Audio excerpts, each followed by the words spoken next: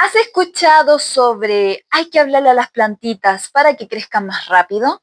O yo le aplico leche, azúcar, vino para que las plantas puedan desarrollarse mejor.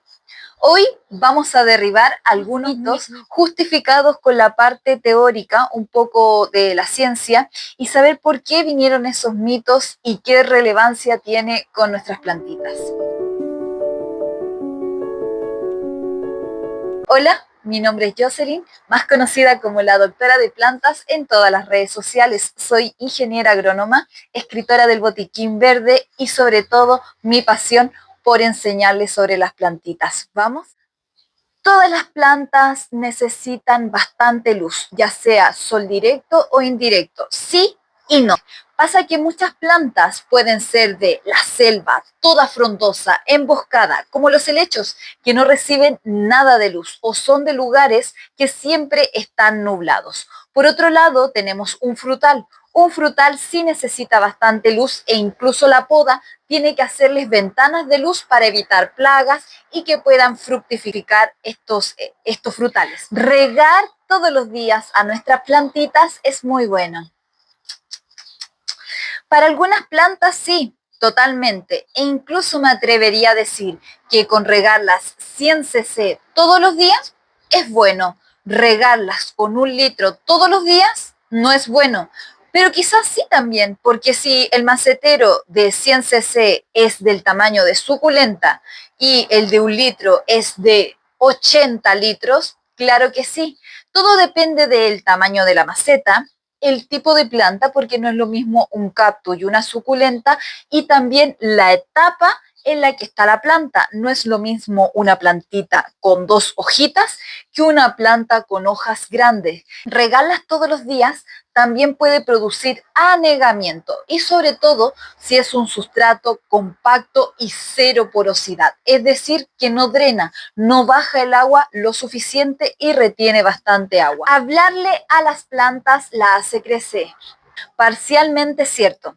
Resulta que a nivel energético, buenas palabras y las ondas sonoras que perciben las plantas, sí, efectivamente reconocen tu voz. Incluso hay un estudio que muchas plantitas reconocen el sonido de las abejas, los polinizadores y también detectan las plagas y hacen su sistema de defensa. No es que la voz o estos sonidos hagan que crezcan, pero sí se relajan porque saben que está en un lugar cómodo, donde hay atención, donde le hablan bonito.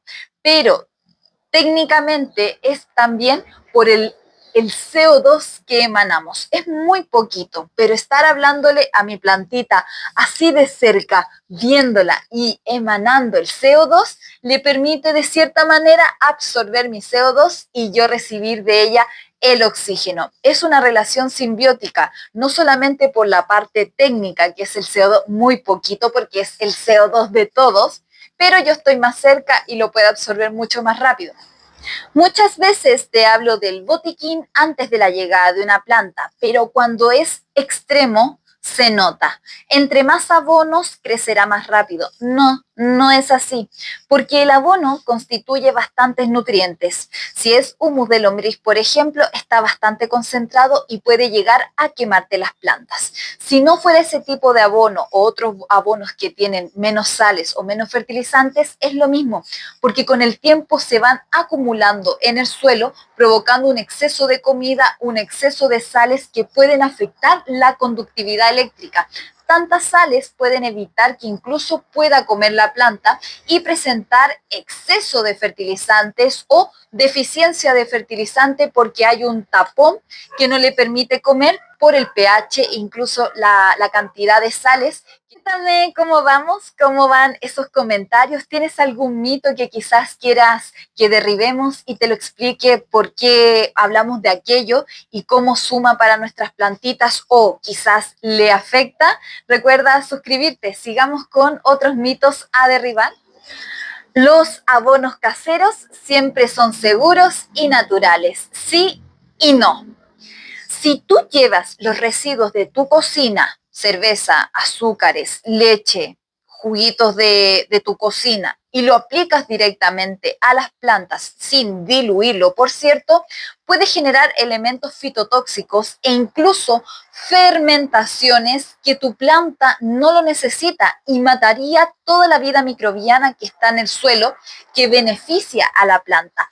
Todas esas cositas van a la compostera.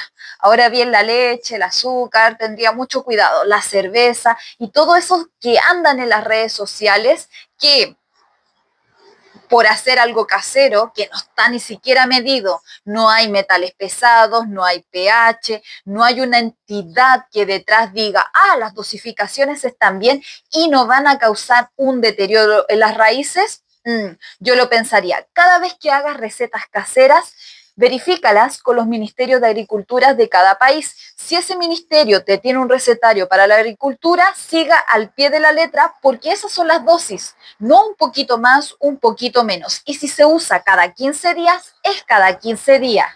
Ahora bien, si usted está en la cocina y quiere echar cáscaras de huevo, restos de lechuga, que me sobró leche y todo eso, no. Todo a la compostera. Hay cosas que no se aplican incluso en la compostera. Si la compostera no la aguanta, menos tu planta que está vivita y coleando y puede generar un gran estrés. Aplicar compost en todas las plantas es bueno. No es cierto. Y depende de cómo alimentas el compost. ¿Qué compost tiene más nutriente? ¿El que se le echa todos los colores, todos los sabores y todas las texturas? ¿O el que la persona que vive solo de lechuga, solo de perejil y le echa verde, verde, verde, amarillo? ¿Y a dónde está el rojo, el rosado? ¿Cuál es más nutritivo? Depende mucho del compost. Segundo, depende de la especie. Una suculenta o un cactus de sectores áridos subtropicales, hay muy poca biomasa alrededor. Por ende, ellas viven con muy poca cantidad de nitrógeno y lo que más tiene el compost es nitrógeno. Colocarle al sustrato de los cactus y suculentas un 10%, un 5% está bien, pero colocarle el 50% no, porque van nutrientes que no lo necesitan y pueden perjudicar a la planta. Por otro lado, tenemos los helechos. Los helechos necesitan mucha humedad y mucha materia orgánica y bastante tierra ácida. Puedes complementar en bastantes cantidades ese compost más tierra ácida. ¿Ves la diferencia entre una y otra planta y la calidad del tipo de abono? Las piedras en el fondo del macetero mejoran el drenaje. Falso. No es lo mismo la piedra que la arcilla expandida. La arcilla expandida por dentro tiene microporos que permite que infiltren o filtre mejor aún el agua, que drene en muchas más cantidades. Las piedras se asemejan como por ejemplo el piso de cerámica. ¿Cuál es la diferencia entre colocar un macetero encima de la tierra y otro encima de la cerámica? En la cerámica no baja nada, quizás con las piedras muy poquito por los bordes, pero siempre va a quedar suspendido una capa de saturación. Siempre aquí en la cerámica más aún va a quedar aposada el agua. El tema está en que en el suelo, en la tierra, filtra todo, chupa, baja, que es lo que generan estos elementos con microporos internos y que hacen que drenen mejor que las piedras. Así que colocar piedras depende del tamaño de la piedra y depende mucho de que cuánto es el grosor de piedra que le colocas. Pero si entramos a rebuscar y decir cuál es mejor, siempre la arlita, porque pasa por alrededor, por los bordes y por entre medio, porque tiene poros interconectados. Y este va a ser el último mito. Insisto, coméntame si quieres que derribemos otro mito. Tener un macetero más grande significa que va a crecer más rápido. No, no, las plantas crecen por señales de hormonas. Ellas saben cuándo crecer, cuándo ramificar, cuándo aumentar las cantidades de raíces. Y ojo, las raíces se autosacrifican, se autoeliminan cuando ya cumplen su función y empiezan a sacar otras.